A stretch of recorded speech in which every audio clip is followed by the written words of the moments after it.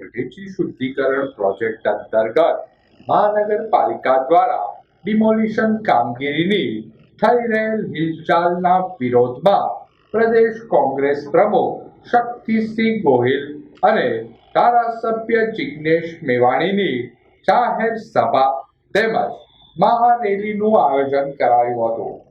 ઝુંપડપટ્ટી વસાહત હિતરક્ષા સમિતિના નેજા હેઠળ ગઢેચી શુદ્ધિકરણના મામલે ભાવનગર મહાનગરપાલિકા દ્વારા ઝુંપડપટ્ટી ધારકોને દબાણ હટાવી લેવાની નોટિસો અપાઈ હતી. આ મામલે પ્રદેશ કોંગ્રેસ પ્રમુખ શક્તિસિંહ ગોહિલ અને ધારાસભ્ય જિગ્નેશ મેવાણીની જાહેર સભા યોજાઈ હતી.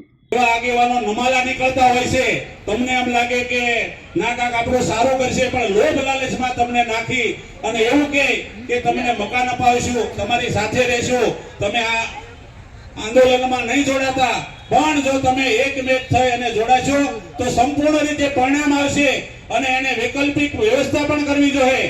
અમે આ બોર્ડની અંદર બધાએ વોકઆઉટ કરીને નીકળી ગયા છે, કારણ કે જે કાંઈ એટલા મકાનો છે 800 મકાનો 2000 માણાની વસ્તીને જો ઘર વિહોણા કરવાના હોય તો અમે આમાં સંમત નથી. કે તમે જે વિસ્તારમાં રહો છો એવા જ અમદાવાદ શહેરના કોઈ વિસ્તારમાંથી મારા ઘરે કોઈક માતા એ રસોઈ માટે આવે છે.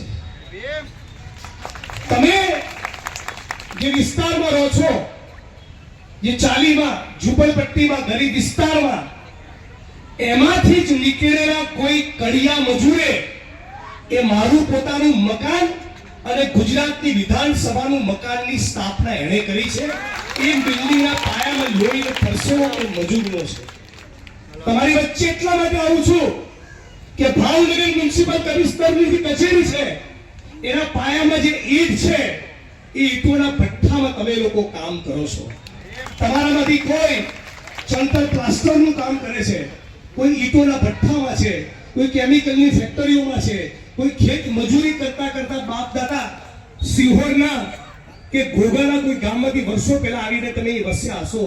આ તમારા શ્રમ અને તમારી કાળી મજૂરી અને તમારા પરસેવાના કારણે આ ભાવનગર શહેર ગુજરાત અને ભારત નામના રાષ્ટ્રનું નિર્માણ થયું છે. આ તમામ શ્રમિકોને, ચાલીઓને, ઝુંપડપટ્ટીઓને વસતા આ તમામ લોકોને હું વંદન કરું છું, તમારા પરસેવાને હું સલામ કરું છું. જેની સોનાની નગરી હતી ને એનો પણ નહોતો ટક્યો. મારા ભારતીય જનતા પાર્ટી વાળાને કહેવું છે કે શાના માટે અહંકાર રાખો છો?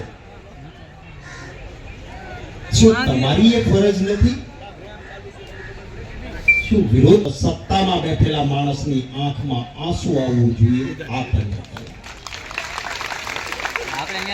પરંતુ અહંકાર છે, નહીં તો તમારા સાથે વાતચીત ના કરવી જોઈએ. સત્તા પક્ષ, ભાજપના મંત્રી, મુખ્યમંત્રી, ધારાસભ્ય આવીને પૂછવું જોઈએ. ચૂંટણી સમયે તો આવે છે ને, ઘેર ઘેર આવે છે ને,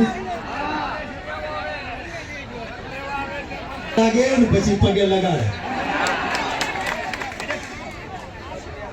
પરંતુ આ જેમની સામે આપણે એકત્રિત થયા છીએ, બાબા સાહેબ અનફિત બનીશું. મારું ના તૂટે પણ કોઈ જાહેર સભા બાદ મહારેલી યોજાઈ હતી. પરિવારનું તૂટતું હશે તો હું મારા ઘરમાં બેસી નહીં રહું, અડીખમ બનીને એની સામે લડવા ઉભો રહું. દેશમાં છે ને અંગ્રેજોએ ધંધો કે રેલીમાં શહેર કોંગ્રેસ પ્રમુખ એડવોકેટ હિતેશભાઈ વ્યાસ સહિતના આગેવાનો, કાર્યકરો બહોળી સંખ્યામાં જોડાયા હતા.